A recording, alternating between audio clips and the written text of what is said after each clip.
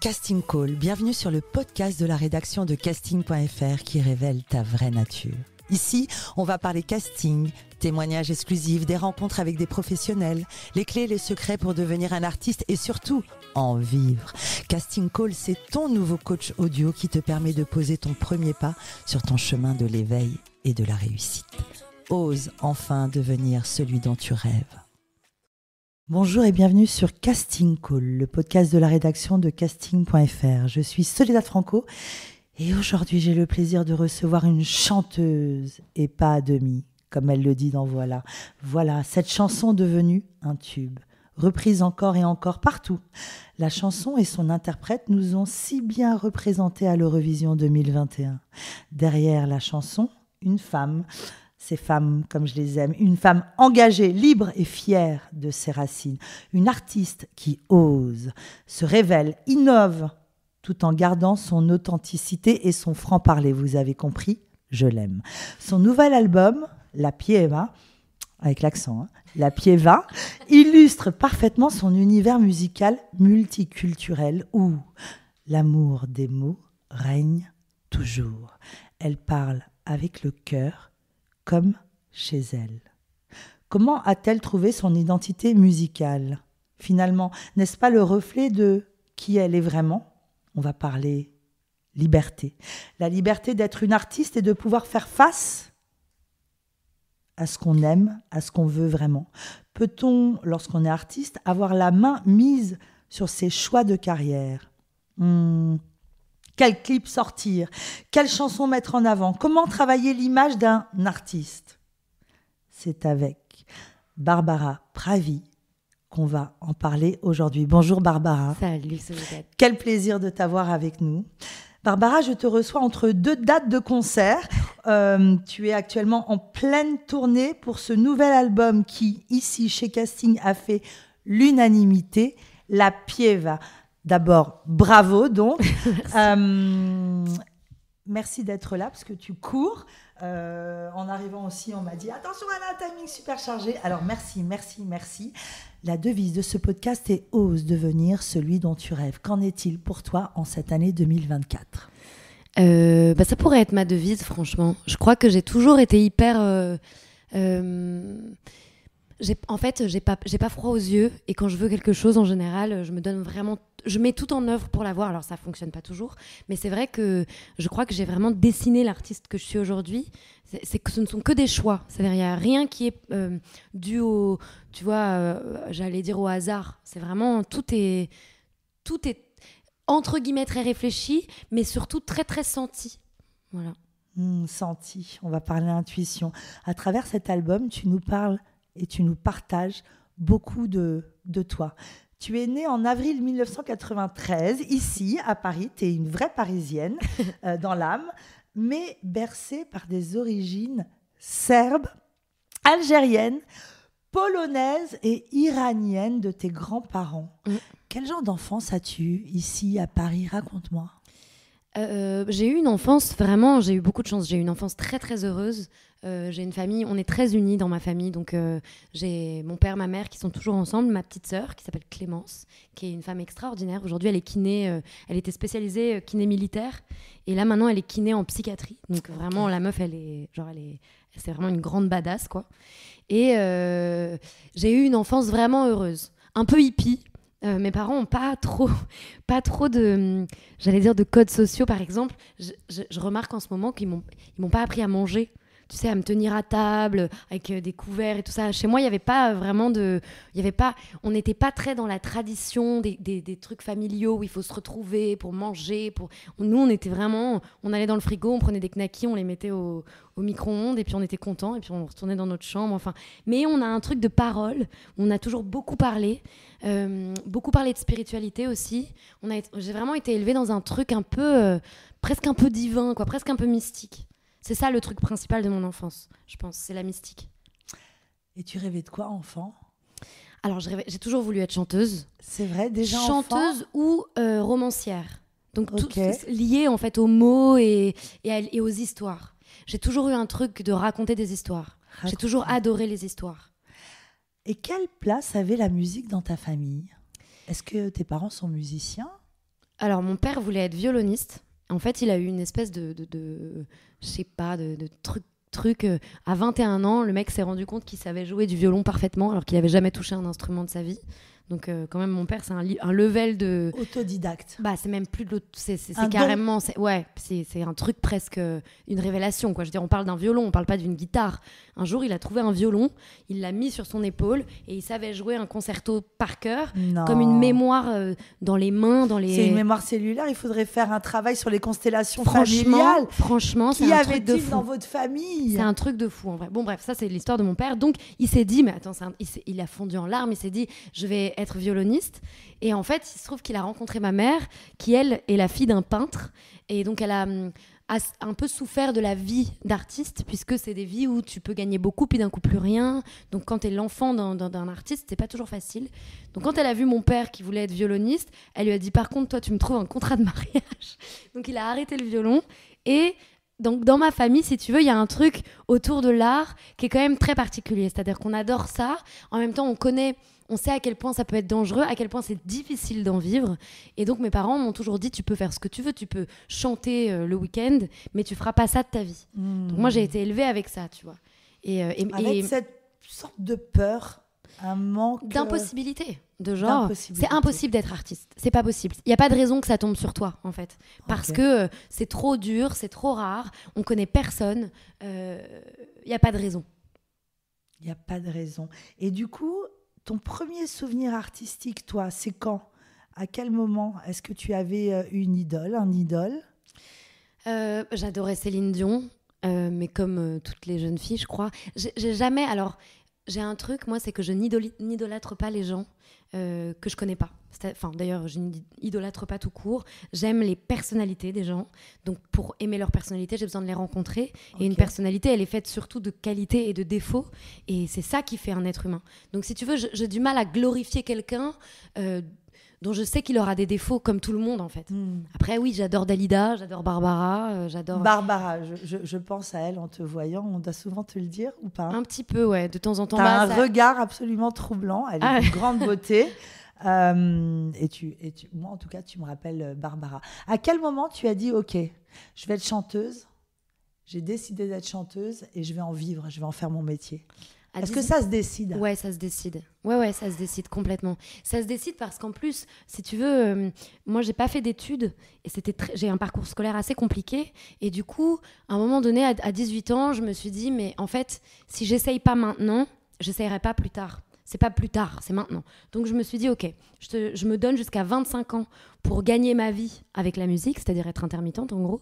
Et si à 25 ans, je n'ai pas réussi, je ferai autre chose. Mais au moins, je me donne les moyens. Donc, de 18 à 25, j'ai 7 ans pour y arriver. Et ce parcours un peu compliqué, ça se raconte? C'était quoi? Pas très scolaire Complètement hors système scolaire. Vraiment. T'arrivais pas à t'adapter? J'arrivais pas à m'adapter. Puis j'ai toujours été... d'abord, j'ai toujours eu un esprit de je réponds très bien, tu vois, je donne bien la balle, quoi. Et donc, du coup, c'était horrible parce que je supporte pas l'injustice. Et à l'école, du coup, j'étais vraiment la meilleure déléguée du monde, mais sans jamais être en cours, donc c'est insupportable. J'étais vraiment un enfant, tu sais, je suis la personne qui écoute pas et tu fais Barbara, qu'est-ce que je viens de dire? Et moi j'ai entendu tout ce que t'as dit et je te le répète, tu vois. Donc en fait les gens avaient aucune prise sur moi, donc c'est insupportable. Et en plus j'étais très arrogante et je répondais et j'avais tout le temps raison, donc il y avait un truc un peu enfant insupportable. Très sûre de toi alors? En fait c'était de la fausse, je pense. T'avais créé un personnage? Complètement. Un espèce de truc de la nana qui parle très fort, qui est en démonstration permanente, ce qui est pas du tout... Alors, ce qui est drôle, c'est qu'aujourd'hui que je suis chanteuse et que mon métier, c'est d'être en démonstration permanente, en fait, je le suis plus du tout. Je suis très calme et très naturelle, alors qu'en fait, avant, ce personnage-là, il était l'opposé de moi. En fait. T'essayais de cacher quoi? Je pense un grand manque de confiance. J'ai eu pendant très longtemps l'impression d'être bête. Et que j'y arriverais jamais, qu'il n'y avait aucune place pour moi. Et qu'est-ce qui t'a fait penser ça alors que tu viens d'un foyer aimant et de gens qui te disent... Alors peut-être que c'était un désir artistique et cette ultra-sensibilité contrariée puisqu'on t'avait dit Probablement. que tu ne pourrais pas faire Probablement. ce métier. Et en fait, je crois aussi que je savais pas mettre de mots sur mes émotions et que je bouillonnais d'émotions. Et en fait, je ne savais pas m'exprimer. J'avais pas fait de travail sur moi. Je savais pas que je savais manier les mots comme ça. Donc ça, c'est que des choses que j'ai appris en grandissant. Mais donc à ce moment-là, je suis juste une ado, je pense frustrée, qui a du mal à s'intégrer et qui sait pas exprimer sa frustration.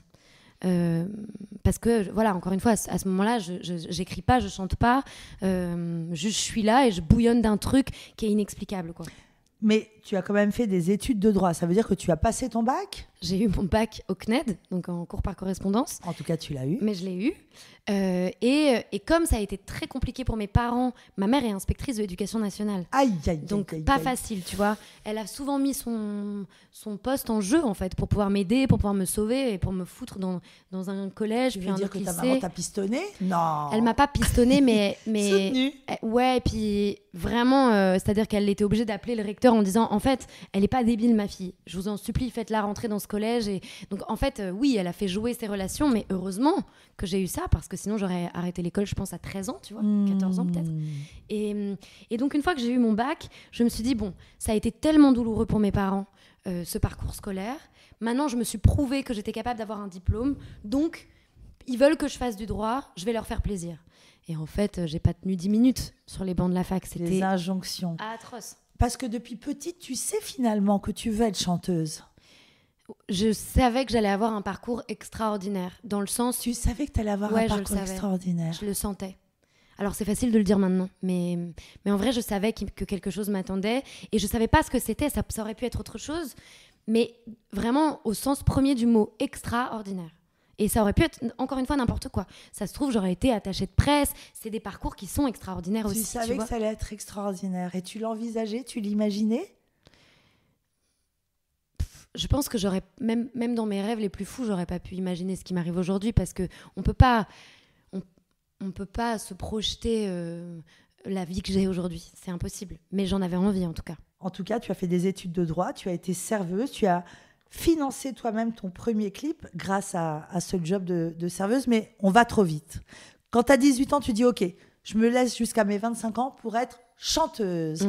Pour tous ceux qui nous écoutent, dis-moi comment on décide d'être chanteuse et par quoi ça commence ? Comment tu as fait ? C'est hyper dur. En fait, il y a une grande part de destin, je crois, et de hasard, de faux hasard. Alors après, ce qui est certain, c'est que j'ai toujours chanté juste. Donc ça, c'est un don. J'y suis vraiment pour rien. T'as et pris personne des n'y est cours ? pour rien. Non, personne n'y est pour rien, quoi. Et j'ai toujours écrit. J'adore écrire, j'ai toujours aimé ça. C'est vraiment les mots, c'est mon... Par exemple, je suis beaucoup plus à l'aise à l'écrit qu'à l'oral. Quand je dois larguer quelqu'un, moi, je suis team texto. mais parce que je sais que j'écris... C'est plus simple pour moi de m'exprimer et de mettre des mots sur ce que je ressens à l'écrit qu'à l'oral. N'oublions pas que tu voulais être romancière. Et voilà. Que ton truc à toi, c'est de raconter des histoires. Donc du coup, voilà, on commence comme ça. Moi, je me disais... je sais pas comment on commence, en fait. On commence, comme tu l'as dit, j'étais serveuse, j'ai fait une chanson, j'ai payé ce clip. Il se trouve que ce clip, il a été vu par des équipes chez Universal Music. Moi, je savais même pas ce que c'était une maison de disques, et que j'ai été contactée, que du coup, j'ai signé un contrat chez eux. Attends. Grâce aux réseaux sociaux. Grâce aux réseaux sociaux, mais c'était le tout début. Il y avait même pas Instagram. Enfin, je veux dire, on parle d'un temps que les moins de 20 ans ne peuvent pas connaître. Enfin, je veux dire, j'avais 19 ans, c'était Facebook. À ce moment-là, je me fais une page fan sur Facebook et j'ai honte parce que j'invite tous mes amis à me liker. Puis en plus, j'ai changé de nom. Moi, je m'appelle Barbara Pievich et j'ai choisi Barbara Pravi. Donc il y a tout un espèce de truc où c'est trop zarbi, tu vois. T'es serveuse et tu changes de nom. Enfin bref, il y a rien qui... Il faut assumer ce truc-là, quoi. Et moi, c'était pas fastoche. Ton identité en main et ta place. Ouais, et c'était pas si simple. Donc, tu chantes. Qui te compose tes musiques à ce moment-là ? À ce moment-là, je travaille avec un garçon. On bosse ensemble, on co-compose ensemble. Voilà. Un gars que j'ai rencontré pareil dans un bar. Enfin, tu vois, coup de chance, Ouais. Universal te contacte. Complètement. Là, t'as toujours pas passé de casting? Non. T'as toujours pas passé Mais de j'ai casting? jamais passé de casting. Enfin, je te dis, j'ai passé 2 castings dans ma vie. C'était plus pour rigoler. C'était vraiment parce que j'ai vu passer des trucs et je me suis dit, tiens, je vais y aller. Un casting à Mogador pour faire la comédie musicale Le Roi Lion, je crois. Ou non, Les Aristochats ou un truc comme ça. Bon, finalement, c'est Chimène Badi qui a été prise pour faire ce truc-là. Et en fait, c'était trop drôle parce que c'était un casting où on commençait par la danse. Mais moi, je suis pas l'ombre d'une danseuse. Donc, si tu veux, t'avais que des nanas trop stylées qui dansaient trop bien. Je m'en souviendrai toute ma vie. On était dans une salle de Mogador, hyper impressionnant. Une 60aine de meufs. On devait refaire une chorégraphie. Et moi, je me suis arrêtée en plein milieu. J'ai été prise d'un fou rire parce que je me voyais faire des mouvements complètement absurdes et j'étais nulle. Et j'étais là, mais qu'est-ce que je fous là? Bref. Et ensuite, j'ai fait un casting une fois avec Bruno Berberes pour potentiellement être meneuse de revue au Lido. Mais pareil, tu m'as vu, Meneuse de revue au Lido. Jamais. Donc du coup, j'y suis allée. Mais comment ça se fait que t'as atterri sur ce casting? Je sais pas, mais c'est Bruno qui m'avait appelée. Mais c'était plus pour me confronter à une forme de réalité de, en fait, tu veux être chanteuse, ma vieille, bah t'es obligée de passer des castings comme tout le monde. Mais moi, je savais que je n'aurais jamais rien par casting et que c'était pas comme ça que j'allais y arriver. Et en fait, il se trouve que j'avais raison, mais c'était drôle, j'ai adoré faire ça. Mais moi, je suis nulle en casting. Même aujourd'hui, tu me fous dans n'importe quel casting, en fait, ça me donne juste envie de pleurer de rire. Je suis pas un bon profil casting. Dans ce que tu dis, je me dis, ok, tu dis, je suis nulle en casting, j'y crois pas. Je pense qu'en fait, tu es une femme tellement libre que tu n'arrives même pas à passer par ces codes-là. Est-ce que je me trompe? Non, mais franchement, tu sais quoi, les castings que je fais aujourd'hui, ce sont des castings de cinéma, du coup. Ah Attends, on allait y venir. Et c'est très drôle parce que j'ai aucun code. Moi, je déboule, je dis qui veut un café et je fais des cafés pour tout le monde. Et en fait, je ne me mets aucune pression dans les castings. J'y vais vraiment comme chez McDo, quoi. J'y vais comme je suis et je n'arrive pas à me mettre une pression. C'est impossible parce que ça me donne juste envie de rire. En tout cas, le cinéma t'appelle. Mais attends, on est dans la partie musique. Tu signes chez Universal. Et là, 2015, le Graal arrive. Tu signes en maison de disque chez Capitol. Ouais. Tu réalises un clip avec tes potes. La vidéo fait plus de 20 000 vues en quelques jours. Ouais. Et à l'époque, c'est énorme parce que c'était pas du tout... encore une fois, j'étais toute seule, je savais même pas qu'il y avait des jours pour sortir les clips, tu vois, je crois que c'est le vendredi, moi j'ai dû le sortir un mercredi à 16h, complètement à la masse, quoi. Tu n'y connaissais rien à l'industrie musicale? 0%. On dit toujours qu'il est fondamental d'être bien entouré. Qu'en est-il pour toi à ce moment-là? J'étais extrêmement mal entourée, mais en même temps, c'est pas mal parce que ça m'a permis de... En fait, aujourd'hui, j'ai 31 ans. Ça va faire, donc on est bientôt en 2025, ça va bientôt faire 10 ans que j'ai signé chez Universal et à ce jour, je suis toujours chez Universal. Toujours chez eux. Je suis passée par toutes les étapes, c'est-à-dire que j'ai eu tous les patrons de labels dont on parle aujourd'hui, un peu MeToo, machin, pam, ça m'est tombé dessus. Moi, j'ai vraiment eu toutes les configurations pourraves et je suis encore là. Et du coup, je connais tous les écueils dans lesquels je tomberai plus jamais. Donc en fait, si tu veux, c'est presque une bénédiction. Heureusement que j'ai ce caractère-là et heureusement que finalement ça se termine bien. Ça aurait pu me couper les jambes et même me faire détester ce métier et me faire tout arrêter. Il se trouve que c'est pas le cas. Et donc du coup, aujourd'hui, j'ai l'impression d'être une super-héros de la musique, quoi. Mais comme beaucoup, il y en a beaucoup qui sont comme ça. Il y a Flore. À ce moment-là, qu'est-ce qui aurait pu te faire... Tu me dis couper les jambes. C'est fort ce que tu dis. Il y a un moment, tu aurais pu lâcher. Mais évidemment, mais j'étais entourée par des gens qui passaient leur vie à me dire que j'étais une merde, que sans eux, j'étais rien, tu vois, j'ai fait les premières parties de Florent Pagny. C'était une expérience incroyable. Il n'empêche que la personne avec qui j'étais sur scène, avant que le rideau s'ouvre, il me regardait dans les yeux, il me disait « Regarde-moi bien, tu crois que les gens, ils sont là pour toi ?»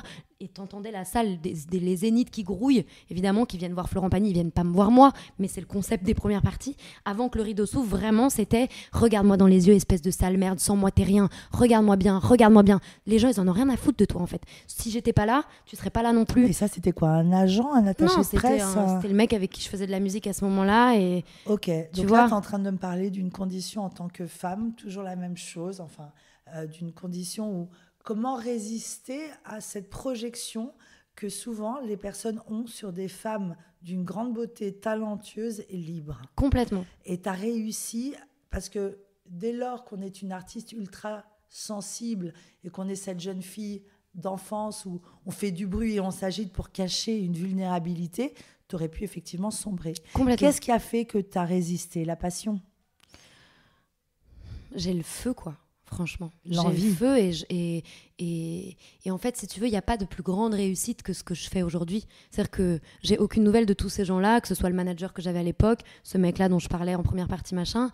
Je peux te dire que moi, j'ai aucune nouvelle, mais que par contre, je sais qu'il me voit briller et qu'il n'y a rien de... En fait, il n'y a pas de plus belle victoire. C'est même pas une vengeance négative, c'est une vengeance par le positif. T'imagines à quel point c'est fort? La liberté d'être artiste. Tu peux enfin faire ta musique, enfin presque. C'est une industrie. On en parlait dans un épisode avec Alice Cat, designer. Il y a des codes, des règles à suivre et auxquelles se confronter. Tu viens de me dire que tu as été confrontée. Comment tu as réussi à t'affirmer, à te rebeller, à résister? Parce qu'au final, c'est toi l'artiste. C'est un truc sur le long terme, c'est quelque chose surtout qu'on ne fait pas tout seul. C'est-à-dire qu'un artiste, il n'est jamais tout seul. Un artiste, comme tu disais, il a besoin d'être entouré. Et moi, la chance que j'ai, c'est que j'ai des amis artistes qui sont extraordinaires. Donc, je pense par exemple à November Ultra, tu vois, ou Poppy Fusée. Enfin, c'est des femmes artistes extraordinaires autour de moi. Et j'ai une manageuse qui est sensationnelle. Et en fait, on pète tout ensemble. Et maintenant, voilà, j'ai mon équipe de tournée qui est la même depuis 4 ans. Si tu veux, à un moment donné, tu crées ta famille et tu choisis les gens qui t'entourent. Mes attachés de presse chez Virgin, pareil. Tu fabriques un monde, un microcosme dans lequel les gens qui t'entourent sont des gens qui te ressemblent et tu bâtis une carrière ensemble. Et voilà, je crois que c'est ça le secret, en fait. Tu es une femme libre. Est-ce qu'il y a un moment où tu te dis fais attention à ce que tu écris ou ne t'engage pas trop? Tu te poses toujours des questions. Mais moi, je regarde pas ce que j'écris, en fait. J'écris ce que je ressens purement et simplement. Et c'est ma seule condition, c'est d'être authentique et vraie. Barbara Pravi, dis-moi la vérité. Lorsqu'on explose, qu'on devient célèbre, que ton audience augmente, est-ce qu'il n'y a pas ce vertige, cette peur de tout perdre et justement on devient un peu plus vigilant quant à cette liberté audacieuse? Alors moi, j'ai pas la sensation d'avoir perdu en audace. J'ai perdu en naïveté, mais pas en audace. C'est-à-dire que, évidemment, aujourd'hui, je peux pas m'empêcher. Il y a un truc dans ma tête quand je rencontre quelqu'un. Je peux pas m'empêcher de me dire cette personne, elle a potentiellement des tonnes d'infos sur moi et elle sait qui je suis. Et donc, si tu veux, la rencontre, elle est moins équilibrée que quand t'es Barbara Pievik, serveuse dans le 10e, évidemment. En revanche, non, je crois que plus ça grossit et plus je suis fière d'appuyer sur le bouton liberté, quoi. Elle m'a regardée, elle m'a dit j'ai perdu en naïveté avec ses yeux noirs. Elle m'a regardé droit dans les yeux. Tu es très engagée en faveur des droits des femmes. Tu n'hésites d'ailleurs pas à parler de ton histoire personnelle ayant été victime de violences conjugales. C'est intéressant de voir comment ça peut se répéter, la situation comme avec ce garçon qui te parle mal avant de... En quoi est-ce si important de porter ce message? Je pense en 2018, version de Kid d'Eddie de Préto. 2019, Note pour trop tard, reprise de la chanson d'Orelsan. Bon, bref, les associations La Maison des Femmes. Il y a un mouvement extrêmement fort que tu accompagnes. C'était une façon de te libérer? C'est sûr qu'à chaque fois que je fais quelque chose pour le 8 mars, en fait, la journée internationale du droit des femmes, c'est toujours... D'abord, c'est toujours des témoignages, toujours des choses pour... En fait, je parle que de choses que j'ai vécues et que je connais. Et ce qui est certain, c'est que moi, j'ai souffert plus jeune de me sentir hyper seule justement dans la violence. Et c'est quand tu commences à en parler que tu te rends compte qu'en fait, on est tellement nombreuses. Et il y a un endroit où ça nous rassemble et où ça nous rend... Le mot sororité, je l'aime pas trop parce que je trouve c'est un peu un mot valise.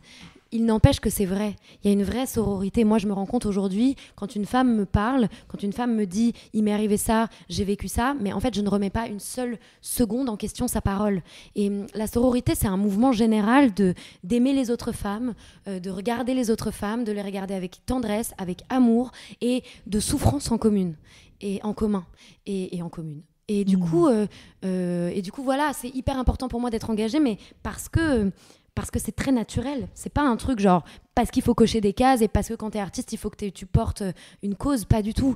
Si j'ai rien à dire, je dis rien. Et il se trouve que sur ces sujets-là, j'ai des choses à raconter. Et en fait, ça fait une grande réunion de femmes qui se racontent. Enfin, tu verrais le nombre de femmes qui viennent me parler à la fin de mes concerts. C'est un truc de dingue. Et je dois pas être la seule. On est beaucoup aujourd'hui à s'engager en faveur des droits des femmes. Et je pense qu'il faut qu'on soit de plus en plus et que c'est hyper important et qu'on doit être représenté.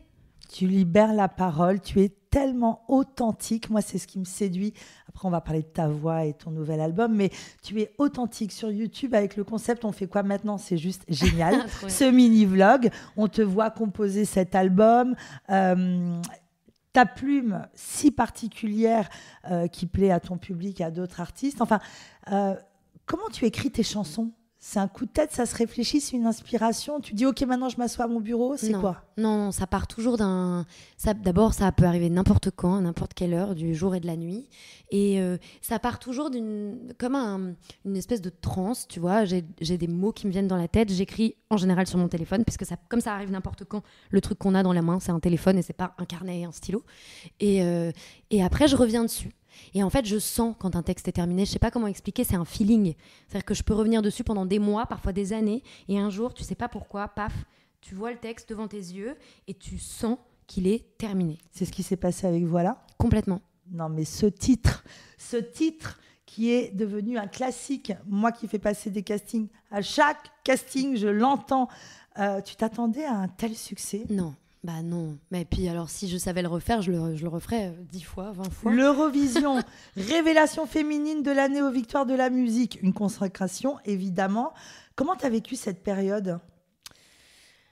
C'était très très chamboulant en fait. Ma vie a vraiment changé 360 quoi. Il faut imaginer, c'est littéralement passer de l'ombre à la lumière avec tout ce que ça veut dire.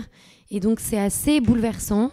Maintenant, je l'ai fait avec tellement tout mon être, tout mon corps, toute mon intégrité, que je suis hyper fière de la façon que j'ai, avec laquelle, enfin, de la façon de faire l'Eurovision. C'est-à-dire, j'ai choisi tout, j'ai tout décidé, j'ai embarqué tout le monde dans mes idées, mes besoins.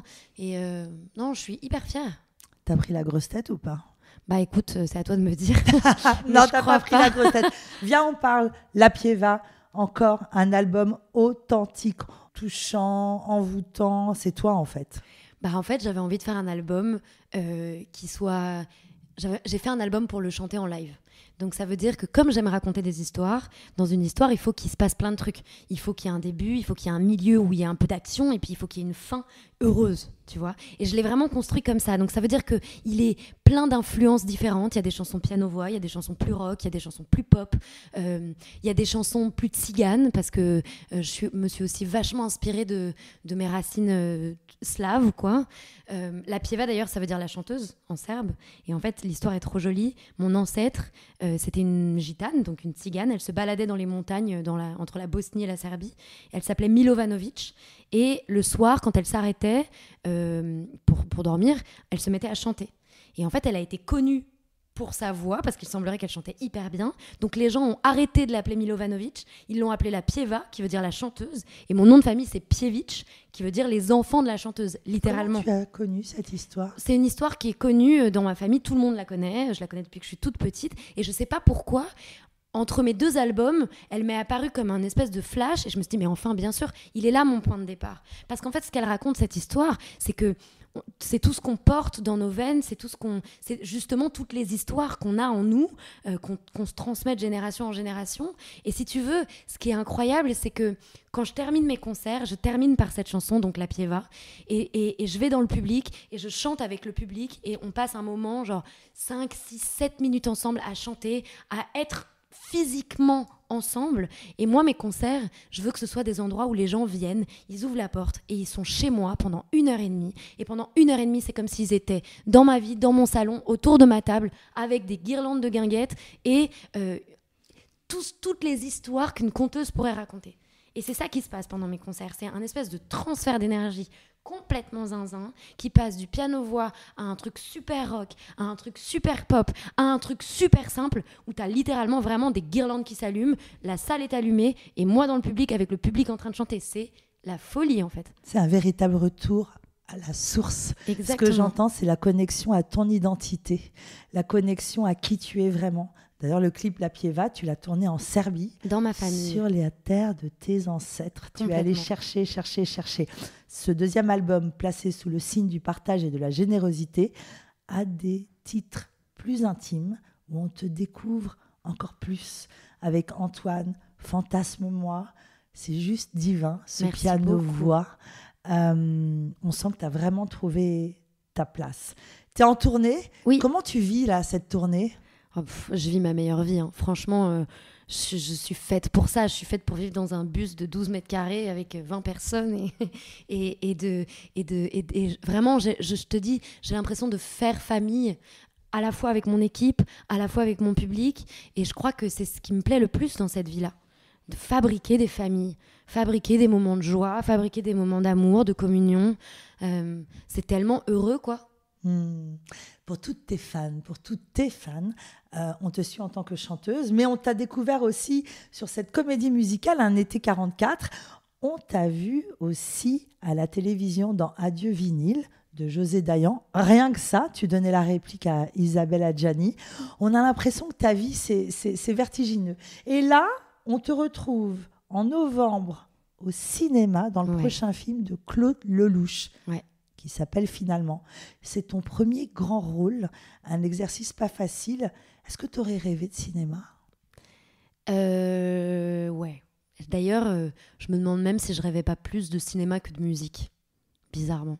Et en fait, je fais les deux. J'ai la chance de pouvoir faire les deux. Juste raconte-moi comment tu as atterri sur ces castings ciné. Alors finalement, c'est vraiment Claude qui m'a appelée. Il m'a vu à l'Eurovision, il m'a appelé, il m'a dit j'aimerais vous rencontrer et on a déjeuné ensemble et pendant ce déjeuner il m'a dit j'ai un rôle pour vous dans mon prochain film. Moi j'ai cru que c'était un prank, je regardais s'il n'y avait pas des caméras autour et en fait il avait vraiment un rôle pour moi et on est très amis en fait avec Claude Lelouch et avec toute sa famille et il fait du cinéma comme je fais de la musique. Avec une liberté absolue et il fabrique aussi des familles et donc je suis extrêmement touchée par cet homme et très proche de lui vraiment. On est restés proches, on s'écrit tout le temps, on s'appelle régulièrement, c'est pas arrêté au tournage quoi. J'avais encore Michel Boujna au téléphone hier dans un taxi, tu vois. On est restés tous très amis. Est-ce que tes parents sont rassurés quant à ta position d'artiste qui peut vivre de sa passion? Bien sûr, tu t'imagines, ils sont hyper fiers, évidemment. Voilà, il y a pour une réussite comme la mienne, il y a tellement de gens qui galèrent, pour qui c'est difficile, parfois qui n'y arriveront jamais. C'est horrible, quoi. On ne sait pas pourquoi. À un moment donné, le destin, il a mis le projecteur sur toi et tu ne sais pas pourquoi c'est toi et pas quelqu'un d'autre. Et vraiment, je crois qu'il faut être plein de gratitude pour ça, quoi. On t'entend, c'est tellement divin de t'entendre parce que c'est vraiment révéler sa véritable nature, oser la connexion à soi. Rappel promo, ton album La Pieva, le 13 novembre 2024 au cinéma dans Finalement et en tournée actuellement dans toute la France.